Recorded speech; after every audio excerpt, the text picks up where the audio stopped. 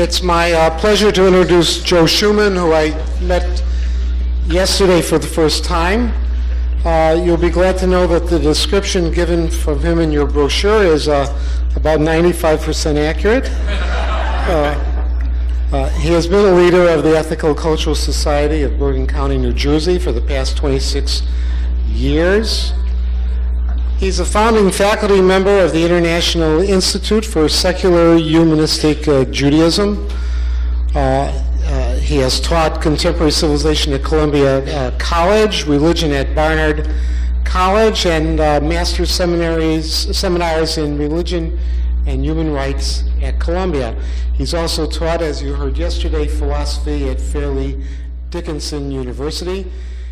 He spends his time not just in academic studies, but also in political activism, is very much involved in ACLU issues, and is particularly interested in efforts to bring an end to the death penalty. He has written for Humanistic Judaism and other secular Jewish publications, and has been published in newspapers such as the New York Times, the Bergen Record, and the Free Inquiry. This is his third year returning as a panelist. He tells me his major productivity is 6 children and 5 grandchildren.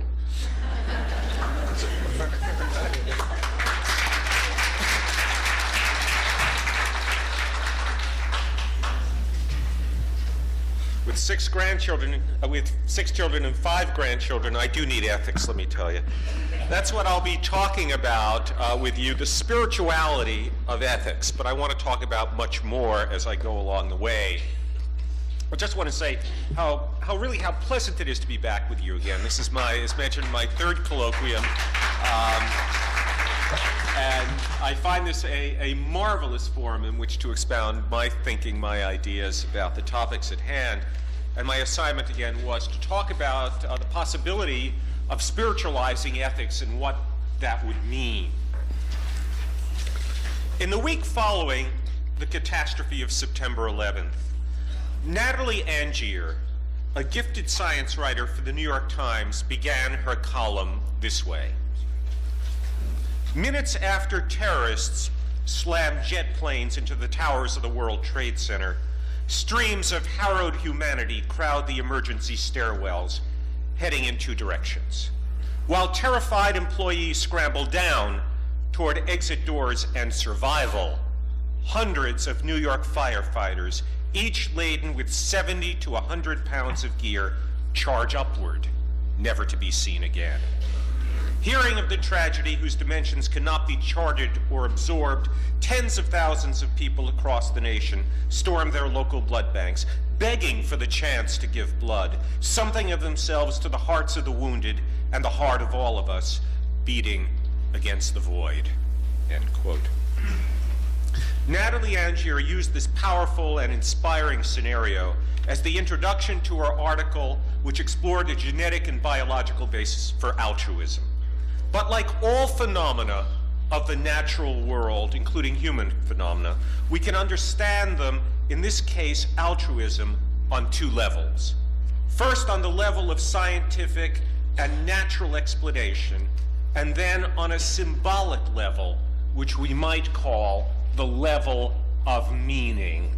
So they're facts as they are, and then the meanings which we derive from the facts or we project onto them, the level of meaning. My assignment today is to talk about whether we can understand and appreciate ethics in a spiritual way. But before I elaborate my topic, I need to discuss some preliminaries, including what we mean by the word spirituality. Let me just say, to begin with, spirituality, like religion, is one of those weasel words. You can make it mean whatever you want it to mean, practically, dependent on the context, your intention, or whatever the case may mean. Indeed, the meanings of spirituality, as I will show, have changed over the course of time, indeed have changed radically very recently.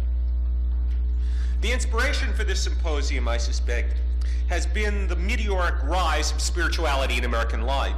Spirituality is all the rage these days, as it has been for at least the past 2 decades. I sort of credit the decade of the 60s, now 40 years ago, with the beginning of what we might call a spirituality movement in American life, and it continues to rage on.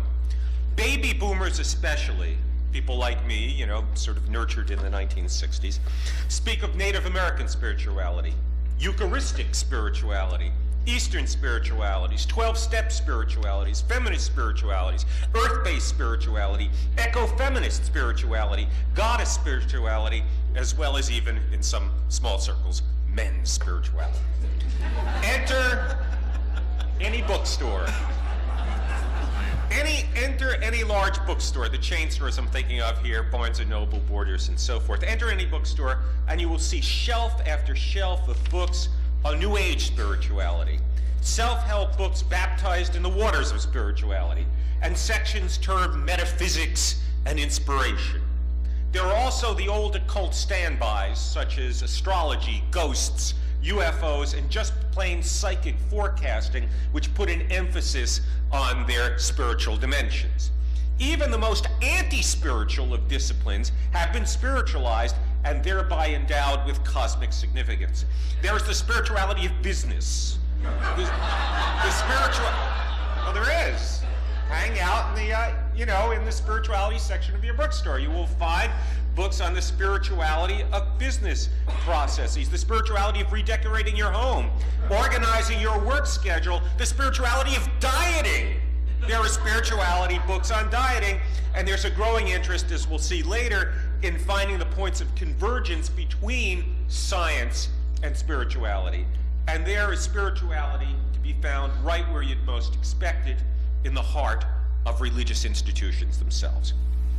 Millions of people are recreating their ancestral religions by giving it what they would consider a spiritual cast, both within churches and synagogues, and what we might call para-ecclesiastical groupings, such as the Chavurot in the Jewish world. The Jewish renewal movement, which is trans-denominational, is perhaps the most salient expression of the spiritual turn within organized Judaism. Before we get to more technical definitions, what is usually meant by spirituality is religion, which is more personal, more overtly self-oriented and need-based, more flexible, and without the rigid dogmas and doctrines, stuffy institutional structures, and especially devoid of the authoritarianism often associated with traditional religion. It's accoutrements, it's institutions, it's organization. Spirituality is emphatically do-it-yourself, freelance religion, whose main focal point is satisfying, again, the needs of the individual self so devoted. In traditional religions, for the most part, this is a generalization, the primary focus is most often on a God external to the self, to whom one does one's duty. In other words, the reference point in terms of a God is external to the self. Spirituality is very, I'll use a strong term, narcissistic, in the sense that it's focused on meeting the needs of the self, on self-fulfillment. In the new spirituality, again, the fulfillment of needs within the self is often the primary focal point and its purpose. Quote, "I'm not religious, I'm spiritual," is the slogan so often heard, even last night, by Sherwin. Sherwin is not religious, he's spiritual. Is that what you said? No, I don't know. All right. Okay. I'm not religious. The people say it. Okay. Well, you got to have a little fun here, too.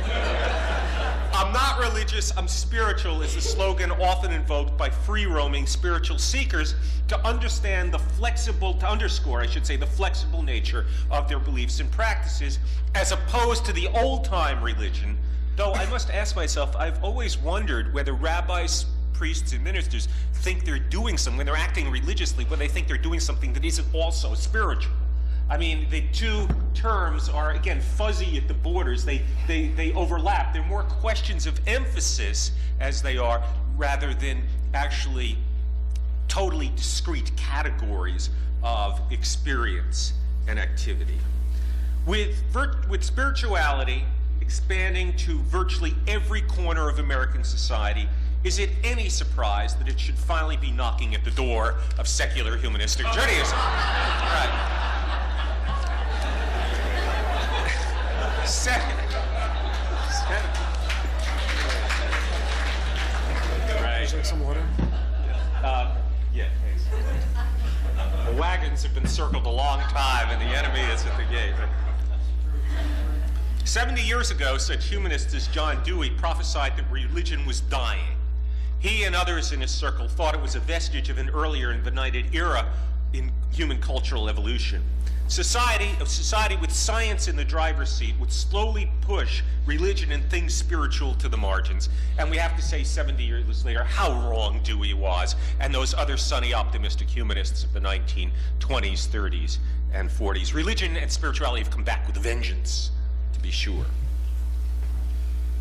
And it's important for us, I think, noting this incredible resurgence of religion in our times and cum spirituality, we need to ask ourselves why. Why is this happening? By the way, I should say parenthetically, this is cyclical in American life. Every 50 years or so, there's a rebirth of a conservative trend towards the development, the resurgence of religion. But this time it has a very different cast, although not totally different. I should mention the late 19th century was a period that was also, post-Civil War, was also strewn with a rebirth of spiritual experience. Read William James, and you'll see the fascination with psychics and table rappers and spiritualists of all sorts, playing with Ouija boards. This, again, is also not new in American life, but it has come back in the late 20th century, and it is with us now. Okay, so we ask why. No doubt this move toward spirituality, in my view, reflects a despair with the blandishments of the secular world. Many who feel this way are those who have tasted the fruit of secular success in defiance of the sociological nostrums that say that religion tends to diminish as people climb higher on the economic and educational ladder. Many people returning to religion, this is certainly true in the Orthodox Jewish community, and also there are Christian correlates to this, tend not to be people who are at the lower echelons of education and economic advance, but the highest ones. That's very interesting because the common sociological wisdom was that those types of interests decline as educational and class status rise, and yet this proves that sociological assumption to be false in many ways, or in need of great revision. Many, if not most, of the spiritual seekers today in America are comfortably middle class. In essence, many have climbed the stairway of secular success, have approached the rooftop, opened the door, and have found that there is nothing there for them. Conservative critics and leaders, both religious and secular, have reinforced this ennui and its attendant social breakdowns by hammering away at the notion that America is suffering a crisis of morality for which religion is the best, if not only, antidote. And lastly, in terms of causes, there is great despair over science. In the 1950s, after the wonders of Western science and fascism had saved the free world, Western science, and technology had saved the free world from fascism, science was looked upon as the messiah, which would in time usher in a paradise of leisure and comfort beyond our wildest imaginations. Boy, did I love the New York World's Fair of 1964. I remember going to the General Motors exhibit, looking at the kitchen of the future. My goodness. This was the notion of the 50s and early 60s, that science was going to save us. Wasn't Ronald Reagan doing commercials for GE? What was progress through science was the watchword? I mean, that was, and it's our most important product. Yes, thank you very much. But science, certainly after World War II and in the 50s, in the age of technological development, was seen as the messiah that would bring in a new age of comfort and leisure. However, in the time intervening, science has fallen off its gilded pedestal when we consider more soberly the dangers of nuclear power, which will be with us, the waste will be with us forever, looking fretfully at mountains of garbage and pollution, and the dire prospects of global warming. Science has brought us these menaces, but it has not brought us a cure, at least not so far. If science cannot deliver us, so it is felt, we need search for other sources in which to put our faith and to give our lives meaning and hope. And so there is the current turning back to religion and its more autonomous expressions in spiritual questing, which recapitulates again a cyclical pattern in American history. Religion, of course, religion and many spiritual pursuits also bring people together in communities. And indeed, many people today are very alienated, they're very lonely. They feel, along with a moral breakdown, a type of social breakdown. Our social institutions are badly shattered. And what religion does, and I'm sympathetic to this sociologically, is that it brings people together in communities under a rubric of common beliefs that tend to bind them more closely together. I think a lot of the return to religion and religious institutions, including the spiritual offshoots, are an effort at reconnecting with human beings, which is something I will talk about in a few minutes. Before discussing spirituality and ethics, there's one more question I wish to address, and that is, what do we mean, again, by spirituality? And here I want to give a slightly more technical explanation. It is my contention that there are two rather distinct ways of understanding what spirituality is. One is the traditional way that Rabbi Dan had laid out very well, and the other is what I call the contemporary way. Traditional, contemporary. Let's call the first, that is traditional spirituality, spirituality A, and the second, contemporary spirituality, spirituality B. Okay, so we have spirituality A, spirituality B. Both A and B, respectively, imply a very different metaphysics. Same word, different concept of reality behind each one, respectively. To make a very long story short, traditional spirituality, spirituality A, is the spirituality of traditional religion. And here I'm thinking of Western religions in particular, Judaism, Christianity, and Islam. What spirituality A requires of traditional believers is a belief in and a rapport with real spiritual beings. That is, spiritual beings that really exist and in fact are more real than this audience that is staring me in the face at this moment. Spirituality A is predicated on what is known as metaphysical dualism, namely that the world is radically divided into two very different, separate, and independent substances. One is matter, and the other is spirit. The nature of spirit is that it is incorporeal. That is, it does not have a body. It does not have mass. It is non-material. It is incorporeal. Well, what are some spiritual beings? Angels are spiritual beings. Ghosts are spiritual beings. The soul, which is thought to only temporarily take up residency in the body before death, is a spiritual entity. And of course, God is the supreme spiritual being.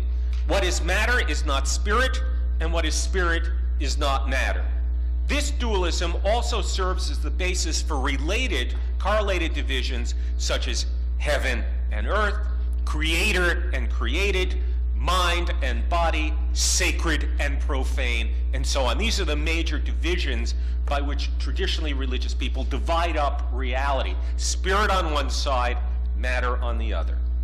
This concept of two separate substances, spirit and matter, composing reality, has a very long pedigree in Western religion.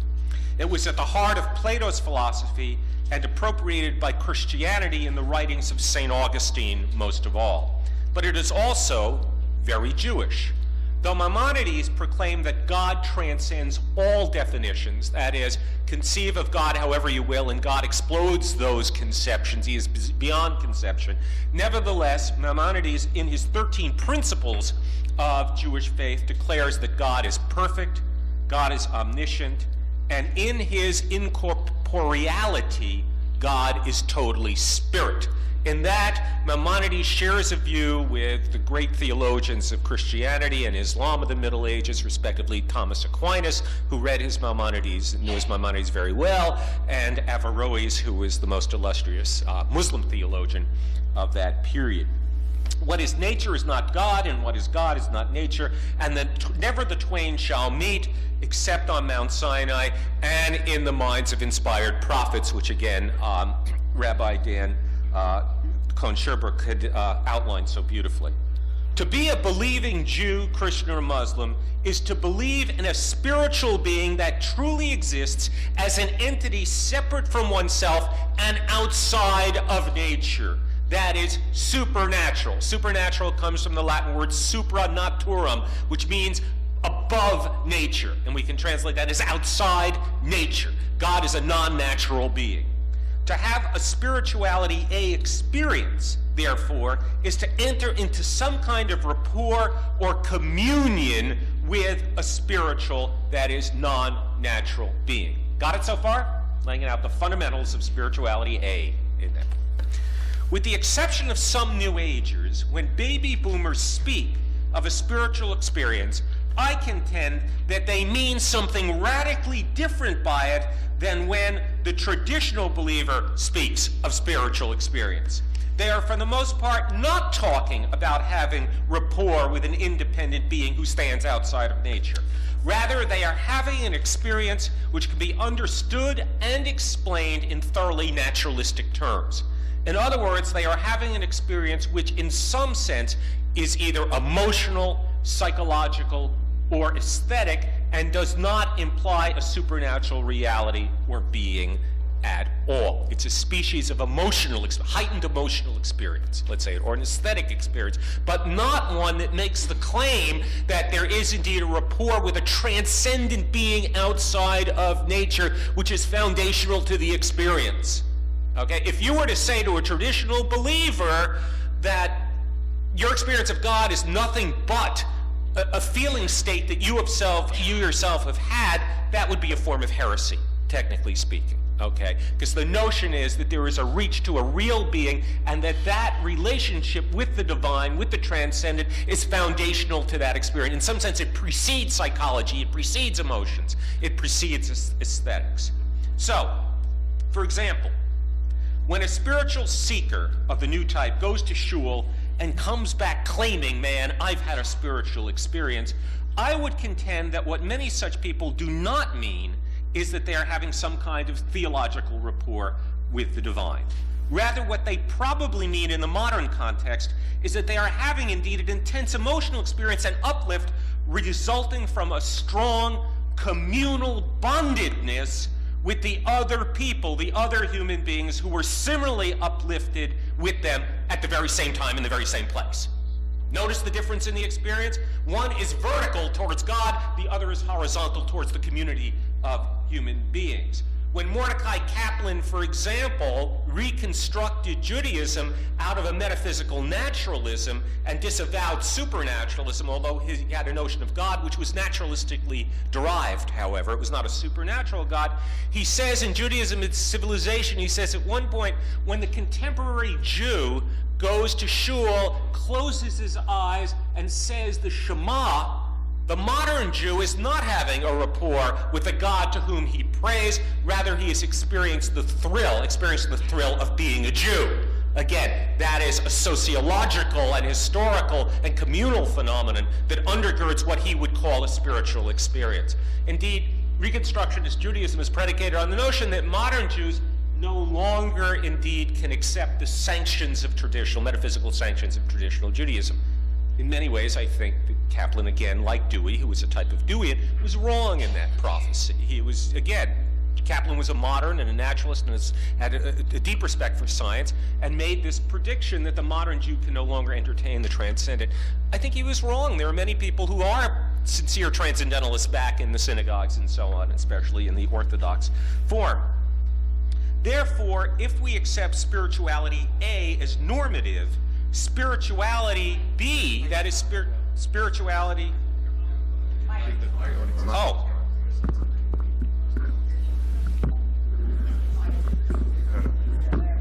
Okay. Boy. Can't hear me? I'm trying to belt the message out and you can't hear me. All right. Anyway, if we accept spirituality A as normative, spirituality B, in effect, and spirituality of that type becomes a metaphor. Okay, a metaphor. It is a naturalistic experience that does not imply a communion with spiritual beings or a reality that transcends this world. I think we can say a lot more about the nature of this new modern type of spirituality, having so defined it. In my analysis, it has a structure, so to speak, a structure to the experience, the modern experience. Another way of saying this is by asking what are the characteristics of this new type of naturalistic spirituality. In my way, I think there are two ways or two structures which underlie this non-traditional spirituality. Two modes of appreciation of reality which can give rise to spirituality understood in this naturalistic way. The first results, this is an analysis. When the modern person says, I've had a spiritual experience, what does he mean, or she mean? The first way results from experiencing and appreciating that one has a deeply felt sense of connection with something bigger, grander, which encompasses the self, and of which you, as an individual self, is an inextricable part. Got it? A relationship, a sense of connection with something else that is bigger, grander than you are, of which you find a place, of which you have a part. What this larger something is that one is connected to does not make any difference. It is the feeling of attachment that counts. Connection, again, is the word. Intellectually, of course, we know as a fact that we are social beings and therefore connected to all other human beings. We know as natural creatures that we are connected to nature. We know as cognitive beings that the thoughts in our individual minds exist in the accumulated thoughts of humankind. We know intellectually that as part of the human tapestry, we are connected to our ancestry and to those who will come after us. As Jews, we know that we are connected to a long, proud lineage which comprises our heritage as we are linked in the future to Jewish destiny. We know that we are dependent on those human, natural, intellectual, and biological gifts given to us by forces outside of ourselves, and in some sense, they are dependent upon us. Appreciating, sensing, and feeling this connection, dependence, and interdependence is the existential structure that makes for spiritual experience understood in this naturalistic way. Are you with me so far? Okay. Again, what one is connected to is really not that important. It can be with fellow human beings, with nature, with ideas and ideals, or one's roots and heritage. It's the sense of connection within that sort of web of reality and feeling that one has a place in it. When we take what we know and in heightened moments of insight and feeling actually experience these cognitive truths as compellingly real and present, we might have what we call a spiritual experience. In other words, we all know that we are connected to nature, but indeed, when you, as I like to go hiking in wilderness, have the traditional naturalistic spiritual experience, you're standing on the mountaintop and looking, at the pristine view, and the sun goes down, when you can actually feel that connectedness between you and the earth and the tree and the sky, that we can call a spiritual experience. It involves a partial letting go of our encapsulated egos and deriving a sense of well-being through feeling connectedness with something outside of ourselves, which is, again, broader, grander, more encompassing. Such spiritual experiences can be accompanied with feelings of exhilaration, warmth, awe, wonder, or excitement at a new insight that feels compellingly vivid. One of the terse expressions of such insight in Western poetry is William Blake's observation as follows, and all of you probably know this ditty: to see a world in a grain of sand and heaven in a wild flower, hold infinity in the palm of your hand and eternity in an hour. Okay.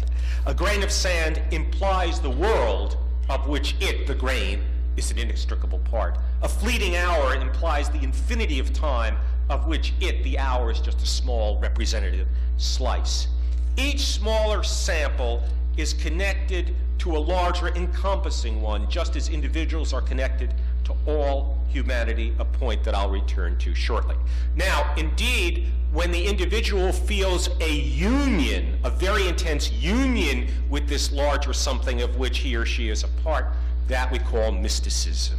Okay, mysticism is the most intense form of spiritual experience because it implies not only a connectedness, but indeed not only are you connected, but you are absorbed as it were, into the other. You unify with it, in which case your ego is totally dissolved. It's totally gone, as it were. However, I should say, and I'll put a little damper in this, it's a caveat, spirituality can be either good or bad. I dare say the Nazi cadre in front of a Nazi rally listening to Der Führer talk about the superiority of the German folk was invoking a type of spiritual experience. Okay? And indeed, those little cadres who were willing to go out and commit mass murder had their egos, to a great extent, as it were, gone, their critical judgment gone. They were absorbed. In the final analysis, a mystical experience can be very dangerous because you let go of your ego and therefore your critical faculties, and can be manipulated for very, very nefarious purposes. My point is that spirituality can either be, of itself, is neither good nor bad. It needs ethical content to be added to it to make it either good or bad. It's an experience which itself is morally neutral. But there is a second way to understand. The first is through connection, intense connection. There's a second way.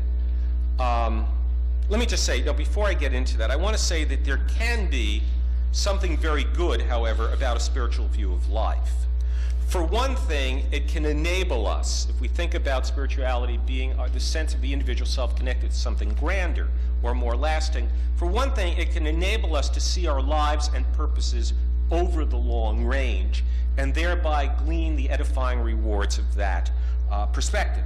For example, if I'm committed to my marriage over the long range, and take what I might therefore call in this nouveau way a spiritual view of marriage, then I have committed myself to experience and grapple with the worse as well as the better.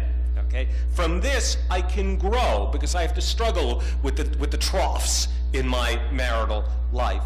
From this one, I can grow as opposed to the outlook on marriage that says I will quit my marriage when the immediate gratification stops. In other words, when it's no longer groovy.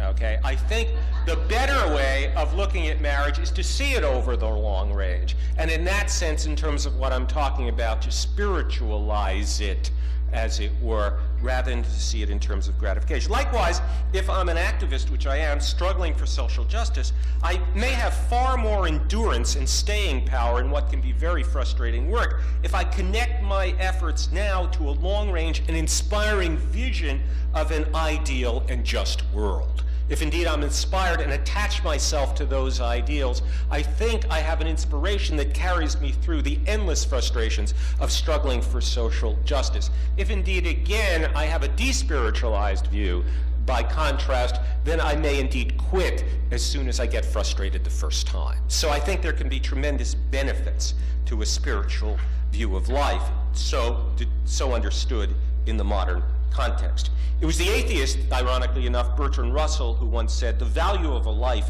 can be measured by its commitment to something that outlasts it. Interesting. That, to my mind, partakes of this type of spiritual sensibility in the modern context.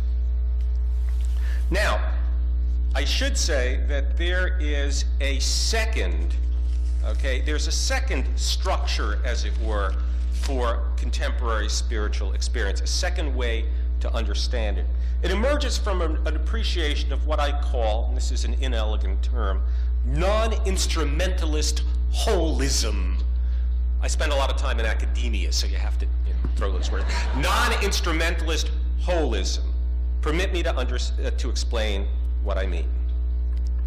What I mean is a subtle appreciation for the invisible values which we derive from the tangible things of this world. To be spiritually sensitive is to be focused on the ultimate values for which things exist and not on the things themselves. It is to appreciate that reality, in effect, is multi-layered. It is to appreciate that for many things there is a meaning behind the object. And I'll give you two very obvious examples about what I mean. If you are a Jew, even a non-religious Jew, and you enter into Bible study, the assumption is that what you see on the surface meaning, is not the true meaning. You have to engage in a drosh. You have to engage in midrash to, in effect, dig in, wrestle with, struggle with, so that you begin to understand that the Bible is at least two-layered. There's the manifest text on the surface, but there's a deeper meaning underneath. You don't have to be traditionally religious to make that assumption. The United States Constitution, secular document, doesn't mention God, is understood to have a deep meaning. You have the surface meaning, but you have 9 justices of the Supreme Court, and words are very interesting here, who discover the meaning of the Constitution. They don't create it, they discover it. Interesting turn of phrase. It implies that there is a meaning latent behind the text, okay? And you have to engage in a drosh, in interpretation and digging in order to come to the second layer that lies beneath, which is understood to be the true layer, not the superficial one. In other words, you have to read the Constitution seriously and not literally in order to understand its meaning. The New York Times, for example, by contrast, does not have a deep meaning. What you see, you don't interpret. Well, I'm showing you a difference in how we, this is called, hermeneutics, how we interpret different things. My assumption is, again, that you can see reality as two-layered. You can see it on the surface, and you can do a drosh on the reality, whatever it is that confronts you, to discover whether there is another layer of meaning there to be found. So, for example, to give you an example of a despiritualized view, if I worship a leader but lose primary appreciation for the democratic purposes for which he rules, then I think I'm spiritually blind. If I am committed to making money but lose sight of the fact that money is merely a tool by which to enable more fulfilling and edifying experiences, then I think I'm spiritually shallow.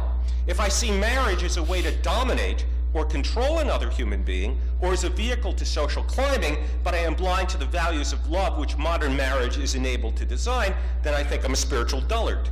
If I'm committed to a literal reading of text, again, as an authority to guide my life, but have no finer appreciation for the values and ideals of which the words on the page are but mere symbols, then I badly miss the point, I think. When I honor any authority simply because she or he is an authority, but have no commitment to the values and purposes for which the authority stands, then I think this is a grave spiritual misfortune.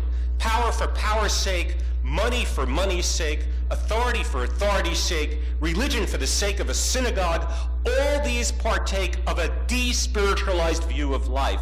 And this despiritualized view is what we might call, and this is very Jewish, I think the primary Jewish sensibility, when indeed you look upon the thing and mistake the thing for the reality that stands behind it, that's idolatry.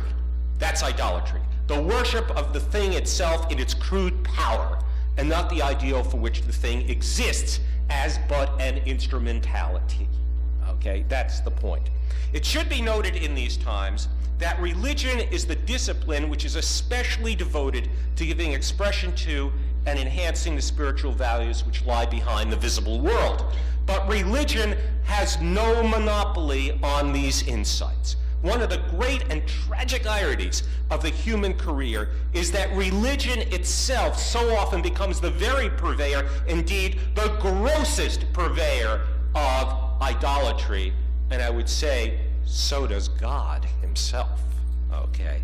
I think that that's the problem with religion. It becomes corrupted. It loses track of the notion of the bifurcated meaning of reality in this regard, and the fact that it needs to focus on a non-idolatrous God. Often religious practice and worship can edify the spirit, but too often it kills the spirit as well. Spiritual appreciation can be the possession, and this is an important point, the way in which I'm defining it here is a non-instrumentalist holism. Spiritual appreciation can be the possession of all people, whether they are religious or secular. Okay? There can be, in other words, in my view, a secular spirituality if we are willing to accept this modern reconstruction of what the spiritual experience is. A secular spirituality, in my view, therefore, is not a contradiction in terms. To be spiritually sensitive is to be aware again of the ultimate purposes or ends for which instrumentalities exist. When we perceive the beauty behind the painting and within the music, we have touched the spiritual. When we intuit the complexity and design of nature, we have also touched the spiritual. When we perceive something as mundane as law and government, but see them as but practical mechanisms which reflect the values of justice, equality, freedom, and cooperation, then we have gleaned the spiritual dimension that stands behind these instrumentalities. Likewise, when we discern timeless human truths in a novel or in poetry. To perceive the timeless ends behind the things of this world is to touch the spiritual, and so endow our lives with a sense of edification that enriches us in the ways I contend that matter most. A spiritual view of life so considered challenges and stands against the dominant market values and their preoccupation with productivity, efficiency, and the bottom line, which are such powerful commanding values in our times. A spiritual view of life so defined helps keep before us the importance of non-market values, such as love, compassion, justice, beauty, and service to others. And so what it does is it centers our lives, this appreciation, and ultimately as to what is ultimately important. To spiritualize ethics, which is my topic, is implied in what I have already said. I understand ethics as more than the repressive rules of right and wrong, good and bad, to which we are obedient.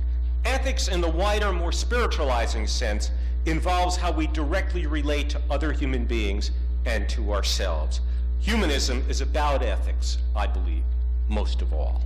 A spirituality of human relations of ethics partakes of both approaches I have discussed, that of non-instrumentalist holism and experiencing deeply the sublime gratifications and joys of the human bond, of human connectedness. It conflates these two structures in its approach.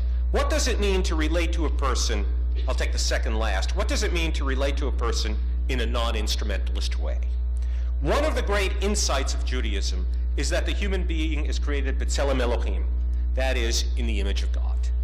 As powerfully important as this observation has been, it leaves me a little bit cold, and not only because I can't accept a literal understanding of Elohim.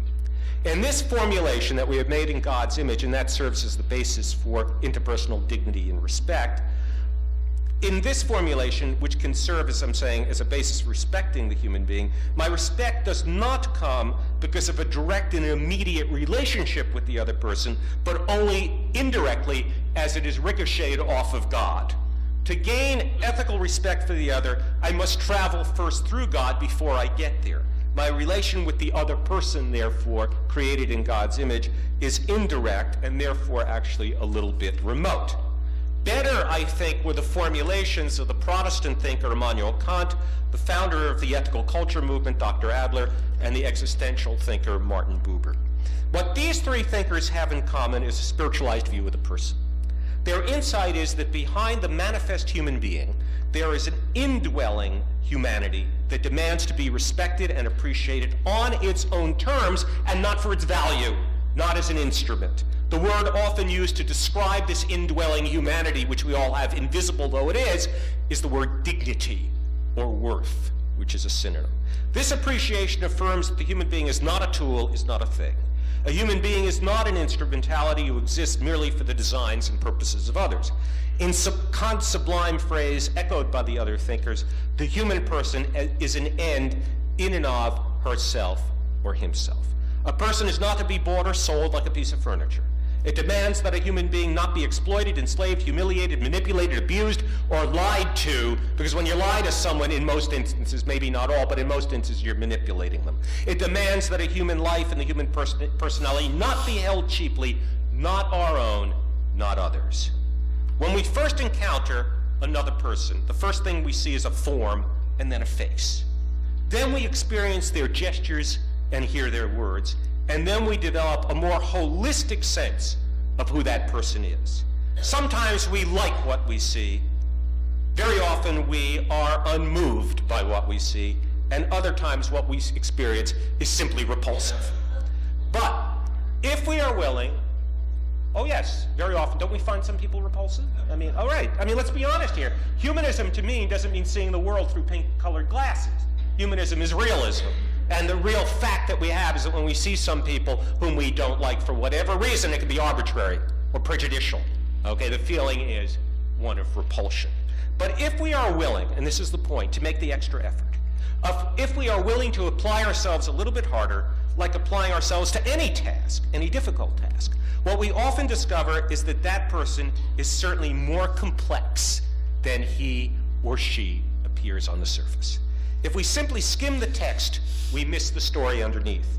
But if we apply ourselves a little harder, a coherent story may begin to emerge.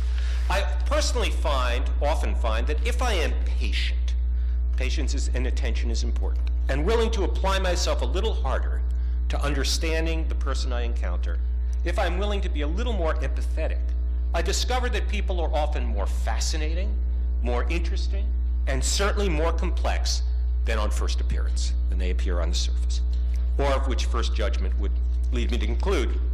Every life from the inside out is a story. Each person's story is a composite of joys and tragedies, of struggles and triumphs, of dreams and frustrations. And each person in their triumphs and struggles is precious to himself, and certainly unique. As I would not find a distinctive work of art something to discard or to hold cheaply, so I need honor the indwelling humanity of the person, however flawed that person may be on the surface. Just as the beauty of the painting transcends the value of the canvas, so the worth of the person transcends the creature of flesh and blood whom I now encounter before me. It seems to me that every human encounter I have presents me with a choice. I can choose in instrumentalist ways to ignore the humanity of others and abuse them. Or I can choose to treat them as ends in themselves through common courtesy and decency, through being honest with them. For honesty, again, dishonesty is a form of manipulation, and through defending indirectly their interests and their rights. Each instance, whether with a serving person in a restaurant, a homeless person on the street, with a child, an employee, a friend or a stranger, or a member of your own society right here. I can choose to value them cheaply or strive to appreciate them, or we can strive to appreciate them in their humanity, in their wholeness, and with an intuitive appreciation of the other person as a subjectivity on their own terms. It seems to me that if religion of whatever type does not ultimately lead to this kind of appreciation of humanity in others and ourselves also, in other words, it doesn't make us ethically and spiritually more sensitive people, that it's as good as worthless. But the appreciation alone of this indwelling priceless dignity of the person is not the culmination of the spiritual ethical view. The fully ethical condition emerges when my own humanity touches and actively builds connections with the other. It arises when I experience the joy of the human bond, when we sing together and celebrate together, and when we work together under the inspiration of justice to serve the good of humanity. It emerges even more when I enter into the life of a person who is down and enable her to think well of herself. It emerges when I express myself to another with support, empathy, and caring. And it emerges in a grander sense when I understand myself to be part of the unfolding tapestry of the Jewish people, and beyond that as a member of the human family, and then dedicate my life to the realization of what is best in me and all others with whom I share a common destiny. Ethics is the vibrant connection. It is the lived relationship. It is what elevates us beyond the banal, the self-interested, and the mundane. It is the warp and woof of our highest purposes. And so I will end near to where I began. Around Rosh Hashanah, I went down to Union Square Park and 14th Street in Manhattan. The park had been turned into a shrine for the 6,000 who had lost their lives in the catastrophe. What an experience there was. On every fence, on every tree, wherever there was room, there were hundreds, if not thousands, of these computer-generated pictures of these beautiful faces with these plaintive messages saying, if you find Mary Collins, please call. And what I was struck with was how young these victims were. They were in their 20s and 30s for the most part, these beautiful faces. There were tens of thousands of candles, some of them bracketed out in corporations, in ethnic groups. There was even an Israeli corner for Israelis that had lost their lives.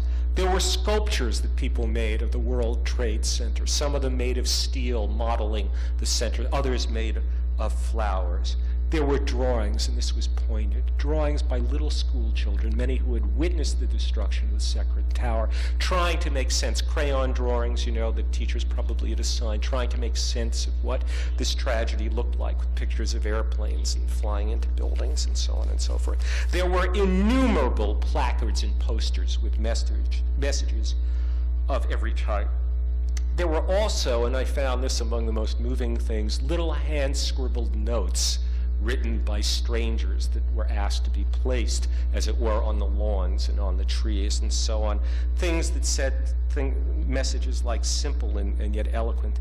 I live in Indiana, and I have never been to New York City.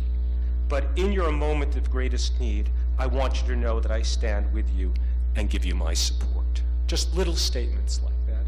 Somewhat surprisingly, despite all the religion talk about this and our president becoming our national pastor and so on and so forth, despite all that going up on the upper echelons of our society and within the established religious communities, I got to say, somewhat surprisingly, very few of these placards and notes made reference to a divine being or to heaven or to an afterlife.